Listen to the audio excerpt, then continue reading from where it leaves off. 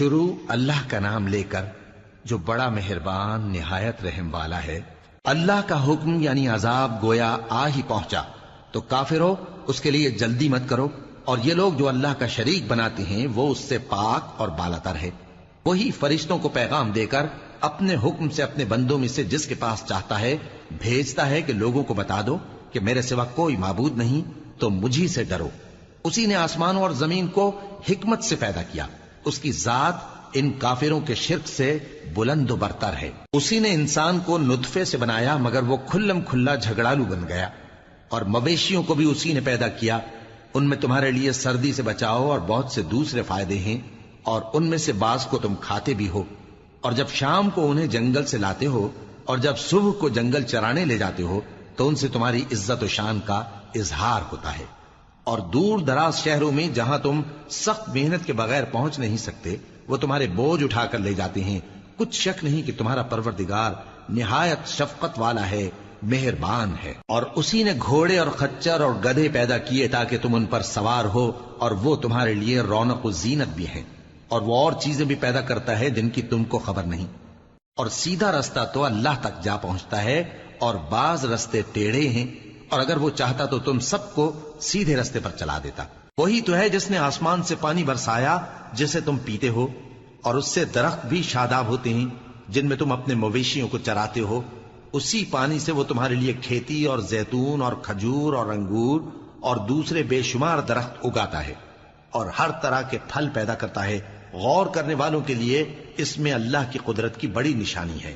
اور اسی نے تمہارے لیے رات اور دن اور سورج اور چاند کو کام میں لگایا، اور اسی کے حکم سے ستارے بھی کام میں لگے ہوئے ہیں۔ سمجھنے والوں کے لیے اس میں بہت سی نشانیاں ہیں۔ اور جو طرح طرح کے رنگوں کی چیزیں اس نے زمین میں پیدا کی سب تمہارے زیر فرمان کر دیں۔ نصیحت حاصل کرنے والوں کے لیے اس میں نشانی ہے۔ اور وہی تو ہے جس نے سمندر کو تمہارے اختیار میں کیا تاکہ اس میں سے تازہ گوشت نکال کر کھاؤ، اور اس سے زیور موتی وغیرہ نکالو جسے تم پہنتے ہو۔ اور تم دیکھتے ہو کہ کشتیاں سمندر میں پانی کو پھاڑتی چلی جاتی ہیں، اور اس لیے بھی سمندر کو تمہارے اختیار میں کیا کہ تم اللہ کا فضل معاش حاصل کرو اور تاکہ اس کا شکر کرو۔ اور اسی نے زمین پر پہاڑ بنا کر رکھ دیے کہ تم کو لے کر کہیں ڈولنے نہ لگے، اور ندیاں اور رستے بنا دیے تاکہ ایک مقام سے دوسرے مقام تک آسانی سے جا سکو، اور رستوں میں نشانات بنا دیے۔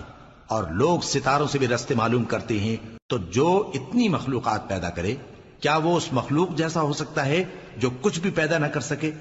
تو پھر تم غور کیوں نہیں کرتے؟ اور اگر تم اللہ کی نعمتوں کو شمار کرنا چاہو تو گن نہ سکو۔ بے شک اللہ بخشنے والا ہے، مہربان ہے۔ اور جو کچھ تم چھپاتے اور جو کچھ ظاہر کرتے ہو سب سے اللہ واقف ہے۔ اور جن لوگوں کو یہ اللہ کے سوا پکارتے ہیں وہ کوئی چیز بھی تو نہیں بنا سکتے بلکہ وہ خود بنائے جاتے ہیں۔ وہ تو مردہ ہیں بے جان، ان کو تو یہ بھی معلوم نہیں کہ اٹھائے کب جائیں گے۔ لوگو تمہارا معبود تو ایک ہی معبود ہے، سو جو لوگ آخرت پر ایمان نہیں رکھتے ان کے دل انکار کر رہے ہیں اور وہ سرکش ہو رہے ہیں۔ یہ جو کچھ چھپاتے ہیں اور جو ظاہر کرتے ہیں اللہ ضرور اس کو جانتا ہے، وہ سرکشوں کو ہرگز پسند نہیں کرتا۔ اور جب ان کافروں سے کہا جاتا ہے کہ تمہارے پروردگار نے کیا اتارا ہے تو کہتے ہیں پہلے لوگوں کی حکایتیں۔ اے پیغمبر ان کو بکنے دو، یہ قیامت کے دن اپنے اعمال کے پورے بوجھ بھی اٹھائیں گے، اور جن کو یہ بے تحقیق گمراہ کرتے ہیں ان کے بوجھ بھی اٹھائیں گے۔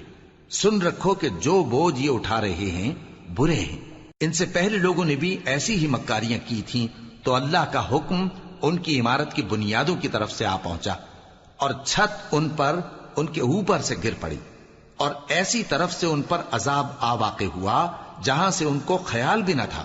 پھر وہ ان کو قیامت کے دن بھی ذلیل کرے گا اور کہے گا کہ میرے وہ شریک کہاں ہیں جن کے بارے میں تم جھگڑا کرتے تھے؟ جن لوگوں کو علم دیا گیا تھا وہ کہیں گے کہ آج کافروں کی رسوائی اور برائی ہے۔ ان کا حال یہ ہے کہ جب فرشتے ان کی روحیں قبض کرنے لگتے ہیں جبکہ یہ اپنے ہی حق میں ظلم کرنے والے ہوتے ہیں تو مطیع و فرما بردار ہو جاتے ہیں اور کہتے ہیں کہ ہم کوئی برائی نہیں کرتے تھے۔ ہاں جو کچھ تم کیا کرتے تھے اللہ اسے خوب جانتا ہے۔